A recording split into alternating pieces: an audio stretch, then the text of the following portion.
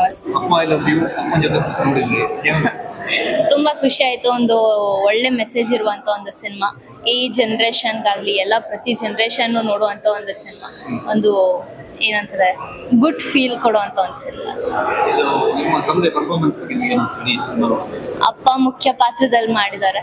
So ಒಂದು ಒಳ್ಳೆ ಏನಂತಾರೆ ಒಂದು ಒಳ್ಳೆ ಸಂದೇಶವನ್ನ ಕೊಡುವಂತ ಒಂದು ಪಾತ್ರದಲ್ಲಿದ್ದಾರೆ. ಸೊ ತುಂಬಾ ಖುಷಿ ಆಯ್ತು. ನೀವು ಒಬ್ಬರು ನಟಿಯಾಗಿ ತಬಲಾ ನಾಡಿ ಅವರ ಪಾತ್ರ ಹೇಗಿತ್ತು, ಏನು ತಬಲಾ ನಾಡಿ ಸರ್, ನಾನು ಅವ್ರ ಬಗ್ಗೆ ಮಾತಾಡೋದು ತುಂಬ ಚಿಕ್ಕವಳಾಗ್ತೀನಿ.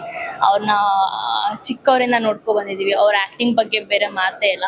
ಸೊ ಇದರಲ್ಲಿ ಅವ್ರು ಇರುವಂಥ ಒಂದು ಪಾತ್ರ, ಆ ಎಮೋಷನ್ ಆಗಿರ್ಬೋದು ಎಲ್ಲನೂ ತುಂಬ ಅದ್ಭುತವಾಗಿದೆ. ನಿಮ್ಮ ತಂದೆ ಇದರಲ್ಲಿ ಆಕ್ಟ್ ಮಾಡಿದ್ದಾರೆ, ಬಟ್ ನಿಮಗೆ ಆಫರ್ ಇತ್ತ ಇದರಲ್ಲಿ ಮಾಡುವಂತ ಆಫರ್ ಏನು? ಇಲ್ಲ ಬೇರೆ ಯಾವ ಸಿನಿಮಾಗಳು ಬರ್ತಾ ಇದೆ? ಸದ್ಯಕ್ಕೆ ಸ್ಕ್ರಿಪ್ಟ್ ವರ್ಕ್ ನಡೀತಿದೆ, ಸದ್ಯದಲ್ಲೇ ಅನೌನ್ಸ್ ಮಾಡ್ತೀವಿ. Thank you. ನಮಸ್ತೆ. ಅಪ್ಪ ಐ ಲವ್ ಯು ಅಮ್ಮನ ಜೊತೆ ನೋಡಿದ್ವಿ.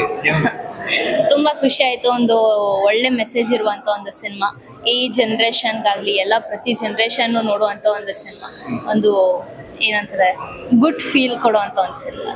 ಇದು ನಿಮ್ಮ ತಂದೆ ಪರ್ಫಾರ್ಮೆನ್ಸ್ ಬಗ್ಗೆ ನಿಮಗೆ ಏನು ಅನಿಸ್ತು ಈ ಸಿನಿಮಾ? ಅಪ್ಪ ಮುಖ್ಯ ಪಾತ್ರದಲ್ಲಿ ಮಾಡಿದ್ದಾರೆ. ಸೊ ಒಂದು ಒಳ್ಳೆ ಏನಂತಾರೆ ಒಂದು ಒಳ್ಳೆ ಸಂದೇಶವನ್ನು ಕೊಡುವಂಥ ಒಂದು ಪಾತ್ರದಲ್ಲಿದ್ದಾರೆ. ಸೊ ತುಂಬ ಖುಷಿ ಆಯಿತು. ನೀವು ಒಬ್ಬರು ನಟಿಯಾಗಿ ತಬಲಾ ನಾಡಿ ಅವರ ಪಾತ್ರ ಹೇಗಿತ್ತು, ಏನು ತಬಲಾ ನಾಡಿ ಸರ್, ನಾನು ಅವ್ರ ಬಗ್ಗೆ ಮಾತಾಡೋದು ತುಂಬ ಚಿಕ್ಕವಳಾಗ್ತೀನಿ.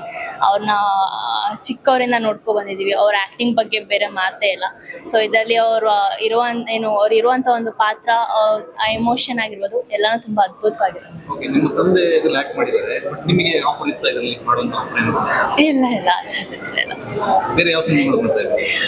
ಸದ್ಯಕ್ಕೆ ಸ್ಕ್ರಿಪ್ಟ್ ವರ್ಕ್ ನಡೀತಿದೆ, ಸದ್ಯದಲ್ಲೇ ಅನೌನ್ಸ್ ಮಾಡ್ತೀವಿ. Thank you.